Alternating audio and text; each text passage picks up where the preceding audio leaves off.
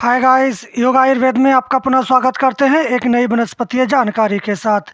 आप जो वनस्पति देख रहे हैं ये भारतवर्ष में हर जगह देखने को मिलती है और ये रोड के किनारे या खाली पड़ी जगहों पर आपको देखने को मिल जाती है।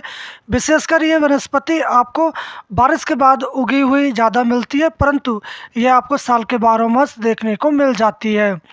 तो इस वनस्पति को भी कई नामों से जानते हैं, जैसे कि इसको औंगा, लटजीरा, चिचिटा, अपमार्ग और इसका बॉटिकल नाम एचिरेंथा एक्सप्रा है। आप अपने क्षेत्र में इसको किस नाम से जानते हैं, आप हमें कमेंट बॉक्स में जाके बता सकते हैं।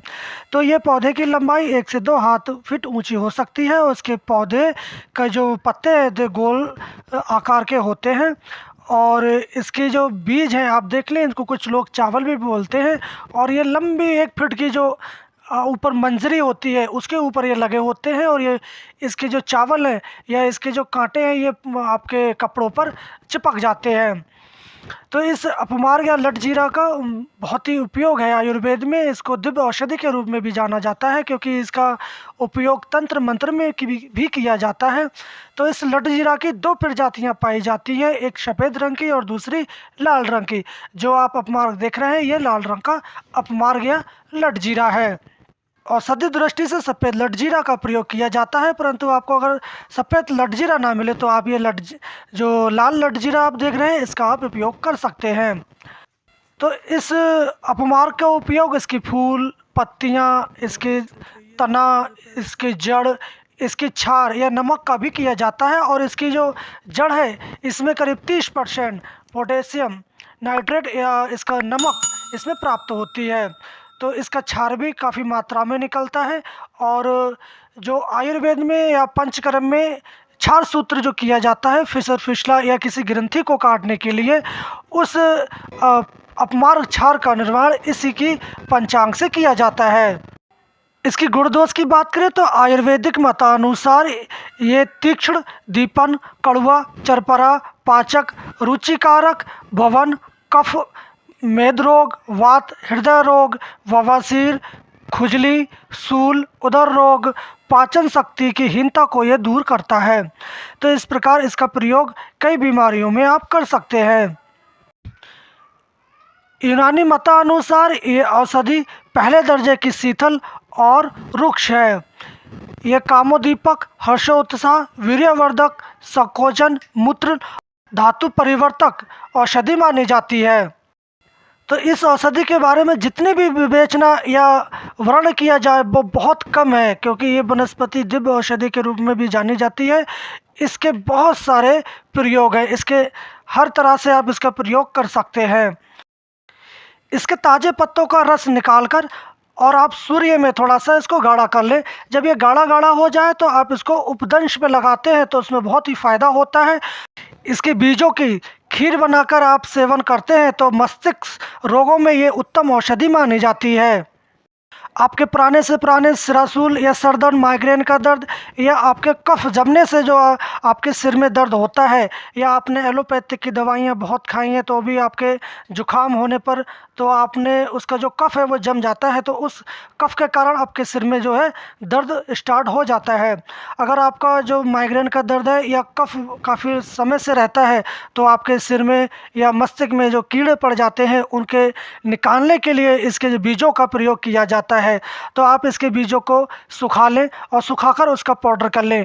आप उस पाउडर को सूंघते हैं तो आपके जो ब्रेन में या मस्तिष्क में जो कफ है वो पिघल कर बाहर निकल आता है और आपके जो नाक के अंदर जो कीड़े पड़े थे वो भी मर जाते हैं। इस पाउडर के साथ आप काली मिर्च, बिरडांग, सौंठ, पीपर, इलायची, मुलेठी और तुलसी के बीज भी मिलाकर आप सूंघते हैं तो आपके श्रोवरेचन में ये बहुत ही फ़ायदा करते हैं। अगर आप इनके बीजों को तवा पर रख कर और भून कर इसका चूर्ण बनाकर आप सेवन करते हैं तो आपके खांसी में भी बहुत फ़ायदा करते हैं। जिन लोगों को भस्मक रोग होते हैं, खाते बहुत हैं और उनका सारा पच जाता है फिर भी वो कमज़ोर रहते हैं, उनके अंदर भस्मक एक प्रकार की रोग होती है, तो उसमें उनकी पाचन शक्ति या उनके जो भस्मक रोग है उसको कम करने के लिए इसके बीजों का सेवन किया जाता है। और अगर आप इनका बीजों का सेवन 1 हफ्ते में 2-3 बार कर लेते हैं तो आपको 4-5 दिन तक भूख नहीं लगती है। खूनी बवासीर में भी इसके बीजों का प्रयोग किया जाता है। इसके बीजों को पीसकर आप चावल के जो पानी है उसके साथ सेवन करते हैं तो आपके खूनी बवासीर या रक्त पिदर और श्वेत पिदर में आपको काफ़ी आराम हो जाता है। इसी प्रकार इसके पत्तों का भी बहुत प्रयोग किया जाता है। अगर आपको कहीं भी फोड़ा फुंसी है या बंद गांठ है तो भी आप इनके पत्तों को पीसकर उसकी लुगदी बांध देते हैं तो आपके फोड़ा फुंसी भी बैठ जाते हैं और गांठ भी बिखर जाती है। अगर आपके कहीं भी नासूर हो जाता है तो भी आप इसके पत्तों का रस या उसका लेप आप लगाते हैं तो भी वो नासूर बहुत जल्दी भर जाता है। तो इस प्रकार ये स्किन रोग में भी इसका प्रयोग किया जाता है। इसके पंचांग का क्वाथ बनाकर आप उससे स्नान करते हैं तो आपके वो जो स्किन प्रॉब्लम है, खाज खुजली, उसमें भी काफ़ी आराम देखने को मिलता है।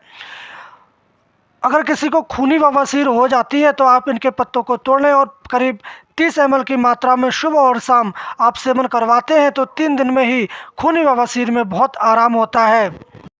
मलेरिया बुखार में आप इनके पत्तों को लेकर उसमें काली मिर्च मिलाकर और गुड़ के साथ उस गोली को आप सेवन करवाते हैं तो आपके मलेरिया बुखार में भी बहुत आराम होता है।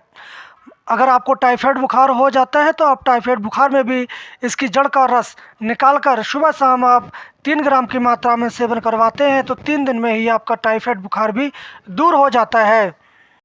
बस्ती या किडनी के लिए ये औषधि महाऔषधि के रूप में जानी जाती है क्योंकि इसकी 6 ग्राम ताज़ी जड़ को पानी में घोट कर पिलाने से आपके पथरी के रोग में बहुत लाभ पहुंचता है और आपके अगर पथरी भी है तो वो टूट टूट कर बाहर निकल जाती है। और अगर आपके किडनी में दर्द है तो उसके लिए भी ये बहुत कारगर औषधि मानी जाती है। अगर आपके दांतों में दर्द रहता है, मुंह से बदबू आती है या पैरिया रोग हो गया है तो आप इसकी जड़ को उखेड़ें और उसको सुबह शाम आप सिर्फ दतौन करते हैं इसकी जड़ से तो आप देखेंगे कि आपके जो दांत हैं वो साफ रहेंगे, उससे दर्द दूर हो जाता है और चमकदार हो जाते हैं। दांत बहुत अच्छे साफ होते हैं इसकी जड़ से, आप करके देख सकते हैं। और अगर आपके मुंह से बदबू आती है, पैरिया रोग है, तो आप इसकी जड़ को उखेड़ें और शाम को सोते टाइम आप इसकी एक जड़ को मुंह में रख के सो जाएं तो आप देखेंगे आपके सुबह सुबह जो आपका मुंह है एकदम मीठा मीठा स्वाद आएगा और मुंह से बदबू भी नहीं आती है।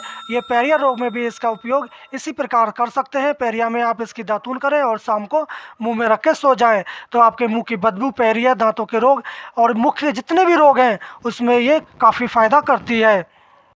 कंठमाला होने पर आप इसकी पंचांग को जलाकर इसकी राख को रख लें और 1 से 2 ग्राम की मात्रा में आप सेवन करते हैं और इसके पत्तों को आप कंठमाला की गांठों पे बांधते हैं तो आपके कंठमाला का जो रोग है उसमें भी फ़ायदा देखने को मिलता है। इसकी जड़ का चूर्ण 6 ग्राम लेकर उसमें 2 रत्तियाँ भंग मसम मिलाकर आप सेवन करते हैं तो आपकी जो काम दीपन या काम उत्तेजना है वो भी प्रबल हो जाती है। रक्त पिदर में आप इसके पंचांग का 2 ग्राम और भेड़ के बालों की भस्म 2 ग्राम और सुनहरा गेरू 2 तोला, इन तीनों को आप कूट पीस कर चूर्ण कर लें। इसमें 6 ग्राम की मात्रा में आप गाय के कच्चे दूध के साथ आप खिलाते हैं तो आपके रक्त पिदर में बहुत ही शीघ्र लाभ मिलता है। तो इसका प्रयोग दमा में भी किया जाता है तो आप इसके सारे पौधे को उखाड़ लें और उसको उखाड़ कर जला लें और उसकी राख कर लें। इसमें आप 2 तोला सेंधा नमक, 2 तोला छर्जी नमक, 2 तोला यवक्षार, 2 तोला नौसादर और 2 तोला हल्दी और 10 तोला अजवाइन डालकर उसको आप सबको चूर्ण कर लें। इस प्रकार आप इसको करीब 1.5 ग्राम की मात्रा में सुबह और शाम आप खाते हैं तो आपकी जो कफ की खांसी है वो भी दूर होती है। इसी प्रकार इसकी जड़ का चूर्ण आधा तोला और इसमें 7 काली मिर्च का चूर्ण डालकर आप 2 टाइम इसको ठंडे जल के साथ लेते हैं तो आपके जो दमा है उसमें 90% आपको लाभ देखने को मिल जाता है। कान में दर्द या कान में बहरापन होने पर आप इसकी जड़ और इसकी पत्तियों का रस निकालकर और तिल के तेल में पका लें। जब पकते पकते आपका तेल शेष मात्र रह जाए शीशी में भर के रख लें और उस तेल की 2 से 3 बूंदें आप सुबह और शाम कान में टपकाते हैं तो आपके कान के दर्द में बहुत ही आराम हो जाता है।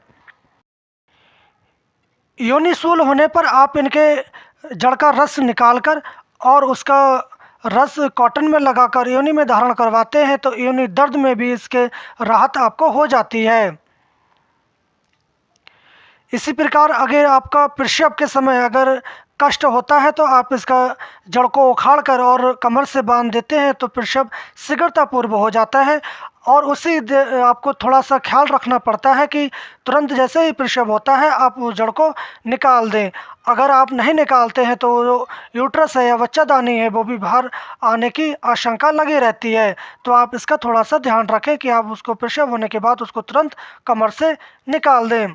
इसी प्रकार अगर किसी किसी की नाभि खिसक जाती है तो नाभि में भी इसका जड़ का जो है छल्ला बनाकर कमर में बांधा जाता है, उससे भी नाभि ठीक हो जाती है।